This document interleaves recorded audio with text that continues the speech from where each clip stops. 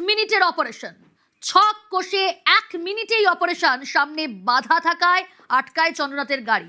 CC ক্যামেরার footage আপনাদের সামনে তুলে ধরেছি, দেখুন আততায়ের গাড়ি। এবং এরপর দেখা যাচ্ছে চন্দ্রনাথ রথ তার গাড়ি এগোচ্ছে, সামনে বাধা থাকায় গাড়ি দাঁড়িয়ে যায়। যে ছবি এই মুহূর্তে দেখছেন আপনারা, সিসি ক্যামেরার ফুটেজ, ঘটনার মুহূর্তের ছবি দেখাচ্ছি আপনাদের।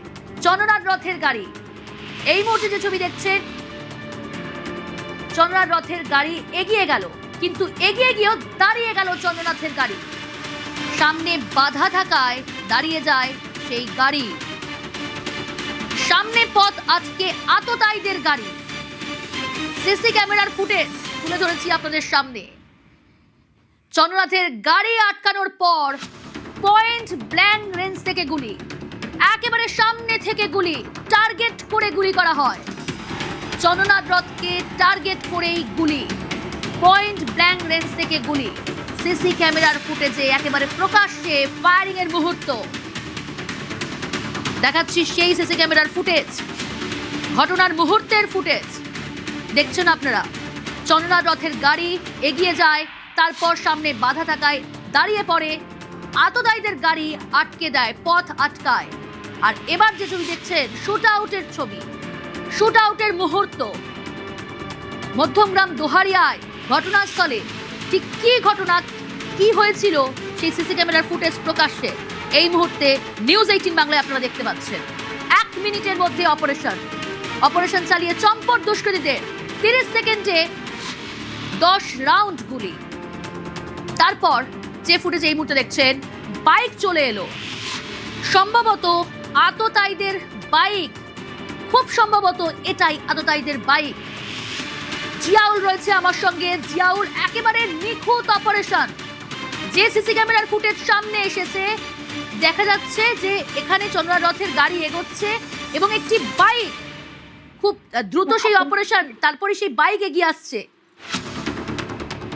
একদম দেখো, একদম নিখুঁত অপারেশন, অর্থাৎ 1 মিনিটের মধ্যেই সব শেষ। অর্থাৎ যেভাবে যখন দোহারিয়া থেকে যশোর রোড, দোহারিয়া হয়ে যখন তার বাড়ির দিকে প্রায় 700 মিটার মধ্যে যখন যায়, সেই সময় খুব বাড়ির 50 মিটারের আগেই সেখানে কিন্তু অত যাত্রী তার গাড়িটি যায়, সেই সময় খুব কাছ থেকে, অর্থাৎ তার গাড়ির সামনে আরেকটি গাড়ি এসে তার পথ আটকায়। এবং পথ আটকানোর পরে সেখানে যেমন আততায়ীরা সেখানে উপস্থিত ছিলেন এবং সেখান থেকে খুব কাছ থেকে, অর্থাৎ সামনে পিছনে কোনো রকম গুলি নয়, অর্থাৎ সামনে একেবারে 2 কাঁচে, অর্থাৎ একদিকে চালকের আসন, অন্যদিকে হচ্ছে পাশে যে চন্দ্রনাথ যে পাশে আসন ছিলেন, সেই 2 আসনের দিক থেকে কিন্তু পরপর গুলি চালানো হয় এবং খুব কাছ থেকে গুলি চালানো হয়, অর্থাৎ চন্দ্রনাথকে লক্ষ্য করে গুলি চালানো হয়। এবং একদম নিখুঁত অপারেশন, অর্থাৎ তারা আগে থেকে উপস্থিত ছিলেন সেখানে, এবং যখনই চতুর্থ গাড়ি সেখানে ঘটনাস্থলে যায়, সেই সময় কিন্তু তারা খুব কাছ থেকে গাড়ি প্রথমে পথ আটকায়, তারপরে পরপর গুলি চালায়। প্রত্যক্ষদর্শীরা যে জানাচ্ছেন, প্রায় 10 থেকে 12 থেকে 16 রাউন্ড গুলি কিন্তু তারা সে ঘটনাস্থলে চালায়। এখনো পর্যন্ত জানা যাচ্ছে যে অর্থাৎ চন্দ্রনাথকে সেখান থেকে রক্তাক্ত অবস্থা আশ্রয় নিয়ে গেলে মৃত বলে ঘোষণা করে, কিন্তু দেখা যায় ময়নাতদন্ত এখনো পর্যন্ত প্রায় তার শরীরে 6টি গুলি লাগে, অর্থাৎ তার পকেটে একটি যে আইফোন ছিল সেই আইফোনে লাগে, বাকি কিন্তু তার 5টি শরীরের অংশে গেঁথে যায়। ফলে ইতিমধ্যে কিন্তু ময়নাতদন্তের রিপোর্টেও কিন্তু সেটা স্পষ্ট, ফলে 5টি গুলি কিন্তু তার লাগে। কিন্তু যেভাবে একেবারে নিখুঁত অপারেশন, অর্থাৎ 10টা 6 থেকে 10টা 9, অর্থাৎ এই 3 মিনিটে একদম নিখুঁত অপারেশন, অর্থাৎ সেখানে আততায়ীরা সেখানে উপস্থিত ছিলেন।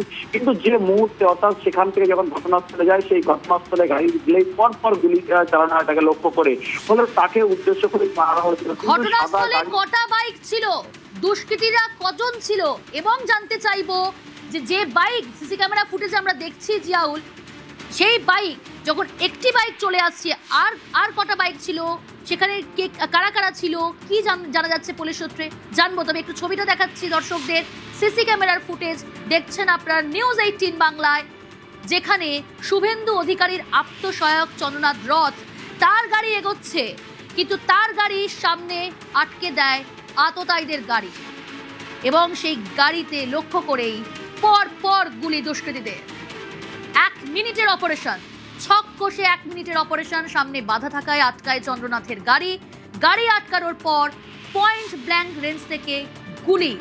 সিসি ক্যামেরার ফুটেজে প্রকাশ্যে ফায়ারিং এর মুহূর্ত দেখাচ্ছি। 1 মিনিটের মধ্যে অপারেশন চালিয়ে চম্পট দুষ্কৃতীদের। গুলির পর গলি দিয়ে বাইক নিয়ে চম্পট দুষ্কৃতীদের। জিয়াউল রয়েছে। জিয়াউল, যেমনটা বলছিলাম যে একটি বাইক আমরা দেখতে পাচ্ছি যে সেটা এগিয়ে আসছে, কিন্তু আর যে বাইক ছিল, কটা বাইক ছিল, কতজন দুষ্কৃতী ছিল সেখানে, পুলিশ কি জানাচ্ছে? দেখো, পুলিশ সূত্রে যেমনটি খবর, ফলে একাধিক দুষ্কৃতী সেখানে আগে থেকে কিন্তু অপেক্ষা করছিলেন। অর্থাৎ এই গাড়িটি যখনই যায় সেই সময় সামনে আরেকটি গাড়ি কিন্তু পথ আটকায়, তারপরেই কিন্তু সেখান থেকে পরপর গুলি চালায়। এবং সিসিটিভি ফুটেজে স্পষ্ট যে একটি গাড়ি কিন্তু বাইকের সেই গাড়ির পিছনে যাচ্ছিল একটি বাইক, কিন্তু সেই ঘটনার পরেই কিন্তু সেখান থেকে একটি বাইক কিন্তু আবার বেরিয়ে আসে। কিন্তু যখন যায় সেই সময় কিন্তু কোনো হেলমেট ছিল না বা মুখে কাপড় ছিল না, কিন্তু যখন পরবর্তীকালে গাড়িটি বেরিয়ে আসে তখন কিন্তু সেই বাইকের যে দুই আরোহী রয়েছে তাদের কিন্তু মুখে হেলমেট এবং কালো কাপড় রয়েছে। অর্থাৎ একদিকে ওখানে আগে থেকে অনেক দুষ্কৃতী সেখানে ছিলেন, এবং এই সময় যে সময় গাড়িটি ঢোকে সেই সময় খুব কাছ থেকেই পরপর গুলি চালায়। এবং গুলি চালিয়ে যেহেতু আগে থেকেই তারা কিন্তু একই করে গেছে এলাকায়, তারপর একাধিক যে রাস্তা রয়েছে সেই রাস্তার সবটাই কিন্তু তারা কিন্তু আগে থেকে রেকি করে গেছে। এবং যে সময় ঘটনা ঘটায় 10:06 নাগাদ, সেই গুলি চালানোর পরে কিন্তু তারা একের পর এক সেই এলাকা থেকে সেখান থেকে চম্পট দেয়। এবং সেই বাইক করেছে সেখান থেকে দোয়ারিয়া হয়ে মধ্যমগ্রাম চৌমাথা হয়ে খড়িবাড়ি হয়ে রাজারহাটের দিকে সেই বাইক যায়।